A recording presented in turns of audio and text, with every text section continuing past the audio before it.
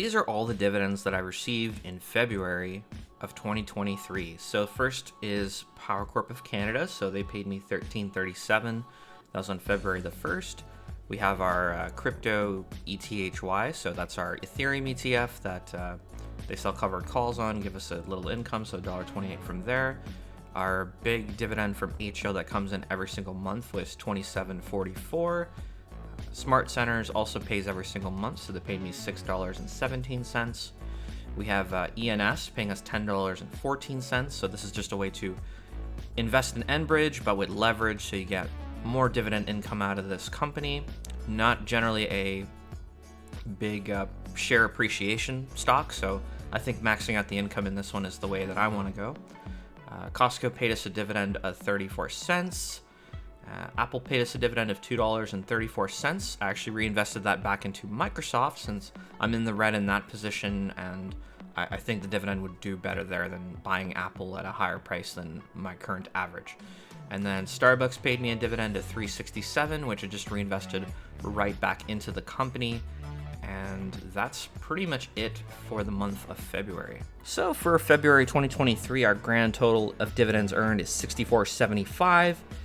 With the quarter-over-quarter comparable from the last cycle of these stocks that pay in February, May, August, and November, we earned $61.80, so that is an increase of a couple of dollars.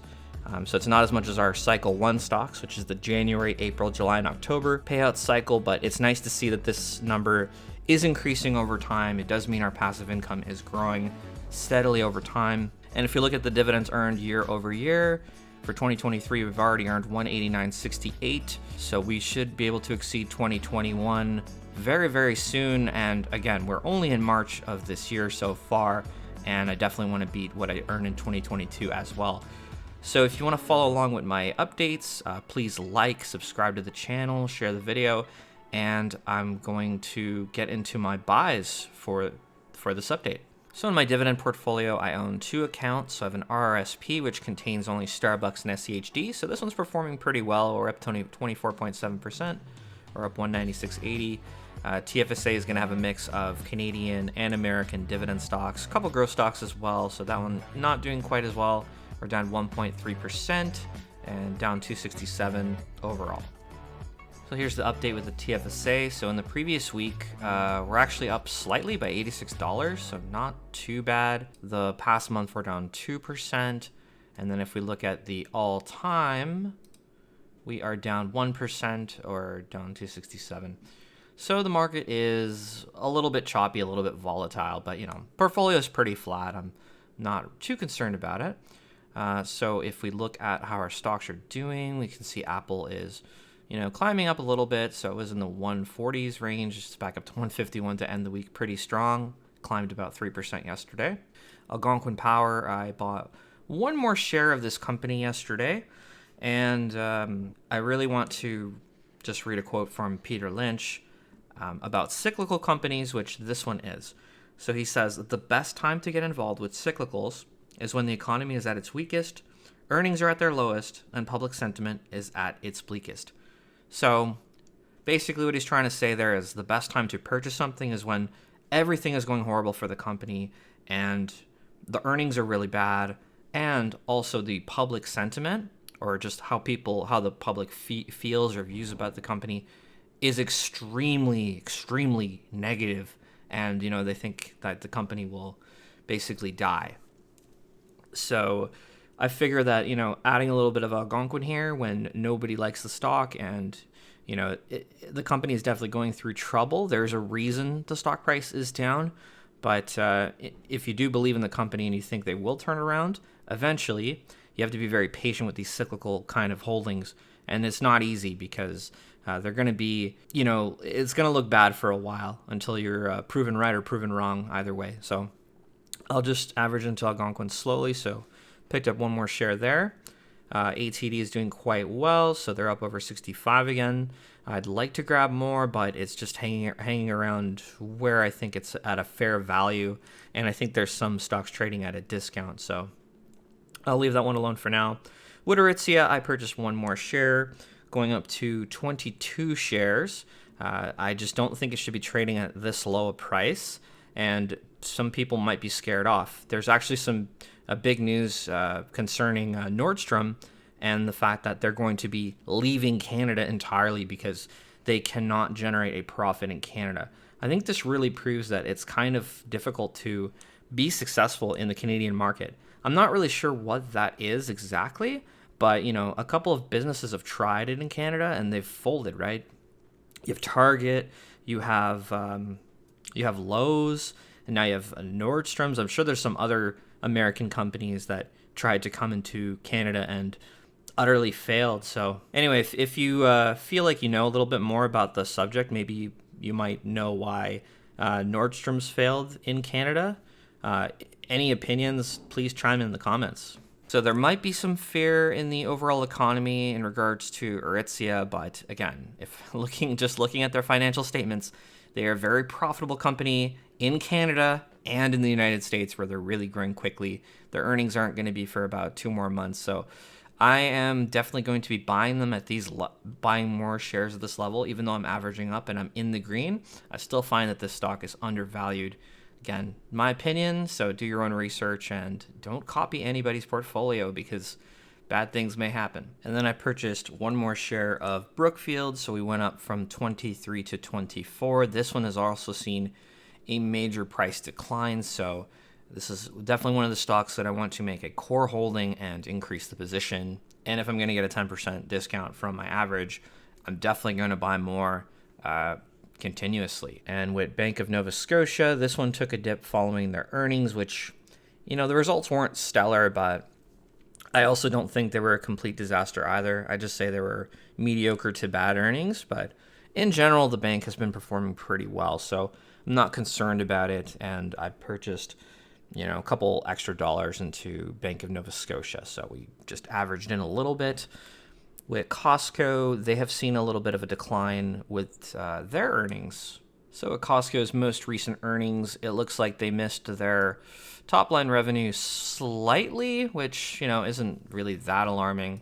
And their earnings actually beat expectations, $3.30 per share versus $3.21 expected. So their top line barely missed at all, and their bottom line actually was a beat. So I would say this is a good earnings report overall. I wouldn't really call it mixed. Same-store sales are up 6.8% versus 6.16 expected. Same-store sales in the U.S. is up a little bit, 5.8 versus 5.56 expected. In Canada, it really overperformed, so up 9.6% same-store sales versus 5.51. And then international, 9.5% versus 7.1. So this is a very important line that you want to pay attention to, especially if you are invested in a retailer or a restaurant. You want to see the company growing organically. That means the existing stores must grow their sales because you can't count on your business investing in new locations because that's not a very consistent avenue of growth. And there's definitely an investment phase when they grow that way because they have to build these new restaurants and then they have to wait to get paid back for that investment. So this is a very important line, and it's great to see that Costco is performing very well. Same-store sales are going up, and I'm very happy holding the company, but the stock market isn't very happy with the results, so the stock has been slipping since the earnings. I hope that it does decline into the 450 range. I would like to average a little bit more into Costco. While I think it's a very expensive stock, the quality of the company is extremely high, and I'm willing to pay a little bit of a premium, but there are some limits on what's reasonable. And continuing on, we didn't do anything with our ENS holdings. Our Enbridge holding is just spitting out that monthly $10 dividend to us every single month, and kind of just maintaining its price. It's doing exactly what I want it to do, just giving a lot of income, and price doesn't really go up or down. It's not really why I hold it. ETHY, we went up to 63 shares, so I did get another $5 from Shakepay, so you get that just from shaking your phone every day for free. So we did that, and I put that into 1 share of ETHY, and I split the rest into a fractional buy of Scotiabank. I just didn't have enough to buy 2 shares of ETHY, so I just split it up like that. With Google, they went down with the rest of the overall market, so down 22%. H yield, I don't really pay too much attention to the stock price. In fact, it going down is awesome because when you have a holding that's purely focused on income, getting it at a lower price means you have more income, which is just a win-win in my mind. You just have more shares and more income coming in faster. With Intel, I kind of have the same viewpoint as I do with Algonquin. It's just, the economy, the market for semiconductors looks horrible. Their earnings are horrible. And the outlook of the company is just so bleak and so dire. It seems like another, cyclical where you have to pick your timing on when you want to get into this. Similar to when oil was out of favor, nobody wanted to touch it. Oil was even worth nothing at one point. And, level-headed investors that took that risk, they knew that oil was needed in society and that, it wasn't going to go away overnight. They invested in oil and they were paid off big time on the upswing of the cycle. The negative part of the cycle can't last forever. It has to end eventually, assuming that there is a need for what the company produces. So I think Intel kind of falls into that boat. So it's not going to yield you like great results right away, especially since the dividend cut. Do watch my previous video if you haven't, where I go over that dividend cut. And it's definitely one to watch out for. So if it drops a little bit, I may add a little bit more here and there. I won't go too aggressive with either Intel or Algonquin because they do have their risks. There's no guarantee that they pull themselves out of the situations they're in. But if they do, the patient investor will be handsomely rewarded. I really hope that that's the case. And with Microsoft, nothing really going on with Microsoft at the moment. So I just reinvested that Apple dividend into Microsoft. And not much going on there. I would like a little bit of a price decline, but yeah, it's holding on pretty strong. And Power Corp, nothing really happening with this holding. It is recovering quite well. It was in the low 30s. Now it's up to 37, so not too bad there. Smart Centers is down 3%, but this is just, spitting up like $662 a month in dividend income, which I really like. I'd like to get this up to 7, but I'll see when I can get a share or two of this to just get that up to $7 and, keep increasing the dollar amount that I receive every month from this holding. With TELUS Corporation, we are just purchasing, 4 shares every month until the end of the year because I want to drip this stock, which means I want to receive enough in dividends that I can purchase 1 full share of TELUS without investing any more of my own money. So I'm up to 50 now, and we're going to buy 2 more shares this month later on. And by the end of the year, I should have enough shares to drip the company. Right now, I can buy about 65% of a share, which isn't too bad. So we're definitely making progress on that goal. And TD Bank had a little bit of a decline. They had some pretty decent earnings as well. They do have like an impairment charge of, $1.6 billion for a settlement for a Ponzi scheme that they had to pay. And, that big dividend tax to the Canadian government, which is just taxing the banks really heavy. So, and they also had to pay for an acquisition. So that's another like $800 million. So again, a lot of one-time costs to TD. It doesn't impact the long-term business. So I decided to purchase a bit more after the earnings. After Scotia had some bad earnings, I waited for TD to have their earnings. And, it turned out that it wasn't the best, but, very explainable and understandable. And if I'm going to get any kind of discount on TD Bank, I'm going to go for it. And for Tesla, they actually had a pretty interesting Investor Day presentation. The market didn't seem to like it because a lot of people were clamoring for a new car. Where's that new shiny toy that people want? And, Tesla was just talking about improving their technology even more.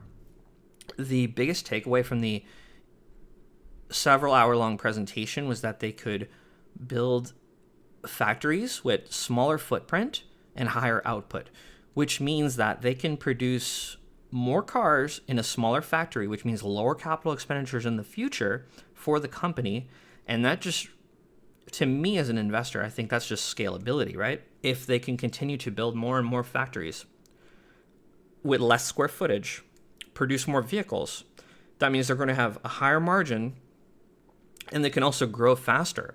And that also means that the construction time of factories is going to decrease because they don't need to build as large of a factory to maintain their current output or exceed their current output. So very exciting news for a Tesla investor, especially if you look at the company, not the share price, because some people are just trading the stock in and out every single day.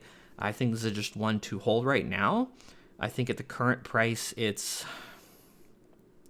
you could argue it's fair value. I don't think it really have any margin of safety whatsoever at the current price. That's why I'm not adding to it. But if it does see a price decline or some kind of panic due to, Elon Musk having some drama, or just, people picking on Tesla for whatever reason, and that has nothing to do with the company's profitability, then I'll be more than glad to jump in and get more. So if you've watched up to this point, thank you so much for watching. Please subscribe to the channel. And if you are new to investing and you want to get started, feel free to use my link for WealthSimple in the description below. If you sign up and make a deposit, you can earn up to $3,000, and you do help support the channel. So with the dividends earned, we're up to $11.9540 in all-time dividends. Annually, we increased our dividend income by about $5 per year, so $965.31 is our current total. Monthly, we're up to $80.44 over our $80.02. We were a little bit higher, but again, Algonquin cut their dividend, then Intel cut their dividend, so that cost us about $4 a month in passive income. But we're just gonna go through it. We're gonna recover. We're gonna get back to where we were. Weekly average up to $18.56, so it's about 9 cents extra per week. On the daily, we're up to $2.64 from $2.63. The months to earn $100 is just how I track the dividend snowball effect, and it's just taking us less and less time to earn $100, which is a nice sign to see. And the portfolio did not get a raise at work. It's still earning only $46 per hour, assuming a 40-hour work week. And we can see that for the year so far, $112.51 in January, $64.75 for February, and March $12.42. That's our dividend from Intel. That's going to be the last dividend from Intel that's going to be at this size, because they did have that 65% cut. So the next payment will be about $4 approximately. So kind of a bummer, but that's okay. We're gonna definitely increase that dividend income over time. And that's one thing I like about dividend income. Even with like a dividend cut, you can definitely recover over time. And if the companies do turn around, they can eventually increase their dividends. Or if if you have a portfolio where you have a dividend cut, you decide that any company that cuts their dividend is out of my portfolio, that's something you can do as well. In the comments below, let me know, what would you do if a company or stock you held cut their dividend? Let me know in the comments below.